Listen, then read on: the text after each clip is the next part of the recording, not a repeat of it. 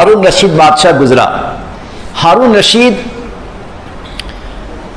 کے والد کا نام مہدی تھا، ان کی دو عورت تھی، ایک کا نام خیرزان تھا، ایک کا نام خیرزان تھا۔ خیرزان جو ملکہ تھی، اس ملکہ کا دل بہت بڑا تھا، دل بڑا اس کا کشادہ تھا، بے انتہا اس کا دل کشادہ تھا۔ اللہ نے دل میں رقت نرمی رکھی تھی اور وہ اللہ کی برگزیدہ بندی تھی، اپنے شاہی محل میں تھی۔ بادشاہ شوہر خوش رہتا تھا کہ میری بیوی بڑی وفادار، نیکوکار، عبادت گزار اور دین کی باتوں کو پسند کرنے والی، لہذا بادشاہ بہت خوش تھا۔ بادشاہ نے اپنی زندگی میں 2 محل بنوا کر اس کو دے دیا۔ اب اس 2 محل میں رہتی، اللہ کا شکر ادا کرتی۔ ایک دفعہ اپنے گھر میں بیٹھی تھی کہ اچانک خادمہ آئی اور آنے کے بعد اس نے بڑے درد کے انداز میں کہا، ذرا غور سے سنیے گا، بڑے درد بھرے انداز میں اس کی خادمہ نے کہا کہ ملکہ، آپ کے شاہی دربار میں آپ کے دروازے پر ایک عورت کھڑی ہے، جس کو آپ دیکھ لیں تو آپ کے رونگٹے کھڑے ہو جائیں، آپ کی آنکھوں میں آنسو آ جائے، آپ کا دل تڑپ جائے، بڑی بے کس ہے، بے سہارا ہے، بہت ہی قابل رحم ہے۔ اس نے پوچھا کیا بات ہے؟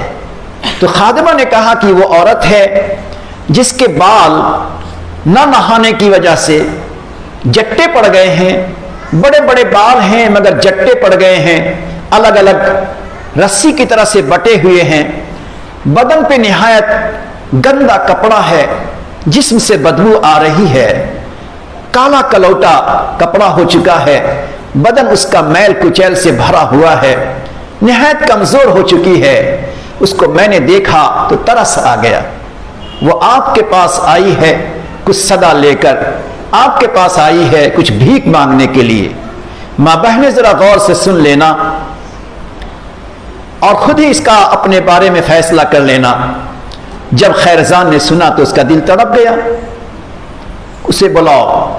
اب جب وہ آئی تو اس کے بدن پہ مکھی ہے، بال پہ جاٹ لگے ہوئے ہیں، چہرہ بالکل خراب سا ہے۔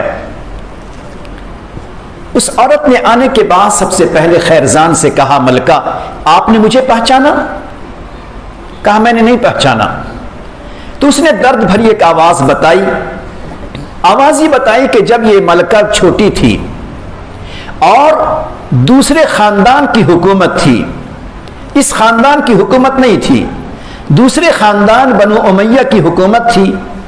یہ جو لڑکی آئی تھی فقیرن بن کر، وہ پہلے خاندان سے تھی، پہلے خاندان سے وہ لڑکی تھی۔ تو اس نے بتایا کہ میں پہلے خاندان کی شہزادی ہوں، پہلے خاندان کی شہزادی ہوں۔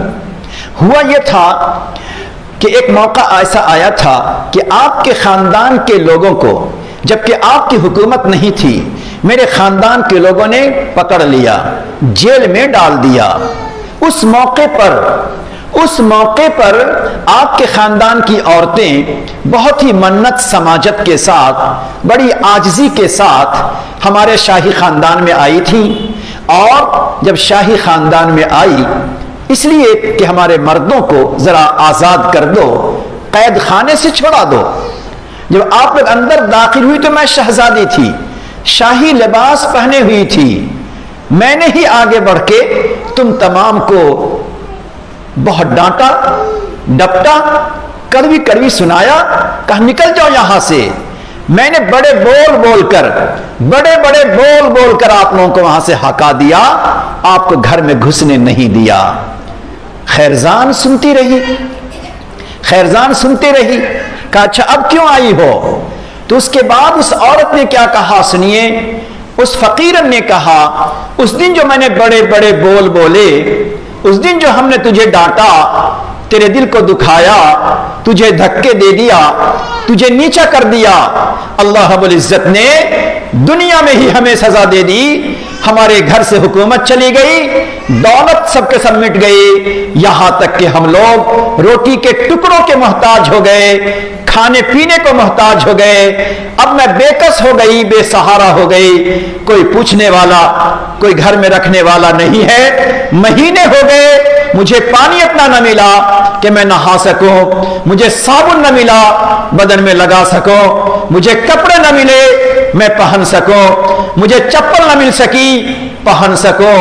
اللہ اللہ، میرے بڑے بول نے، میری زبان کی خرابی نے مجھے اس انجام تک پہنچایا ہے۔ میں تیرے پاس بھیک مانگنے آئے ہوں، جس کو میں نے اپنے گھر سے نکالا تھا، دھتکارا تھا، اس سے بھیک لینے آئے ہوں۔ تھوڑی دیر کے لیے خیرزان کو بڑا غصہ آیا، بڑا جلال آیا، غم یاد آ گیا۔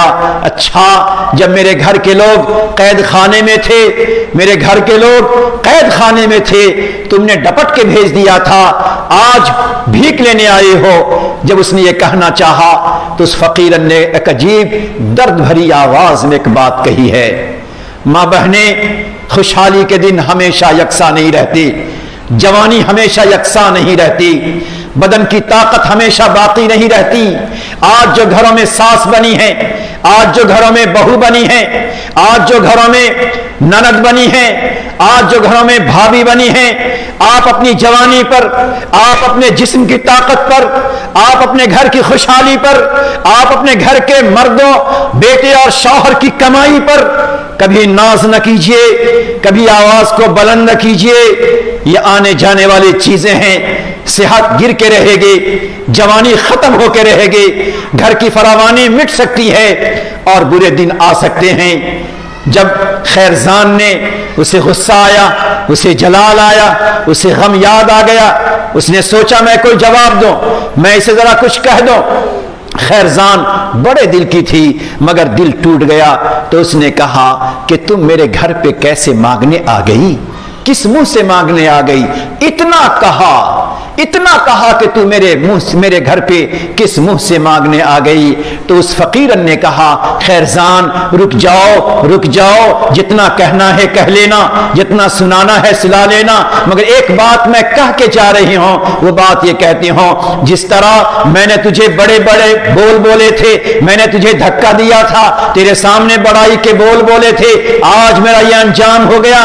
ڈر جاؤ کہیں ایسا نہ ہو کہ آج اگر تم نے بڑے بڑے بول میرے سامنے بولے اور مجھے اگر تم نے نیچا دکھا دیا تو کہیں ایسا نہ ہو کہ جس پاک پروردگار نے آج مجھے اس حال میں کھڑا کر دیا ہے، آج پروردگار نے ہمیں مجبور اور فقیرن بنا دیا ہے، کہیں ایسا نہ ہو آج کے بڑے بول پر آئندہ کل تجھے اللہ میری طرح فقیرن نہ بنا دے۔ اللہ اکبر۔ خیرزان سمجھدار تھی، کھڑی ہو گئی، تڑپ گئی، آنکھوں میں آنسو آ گئے، پروردگار کی نعمتوں پر سر جھکا کر شکر کرنے لگی، میرے اللہ نے مجھے بچا لیا۔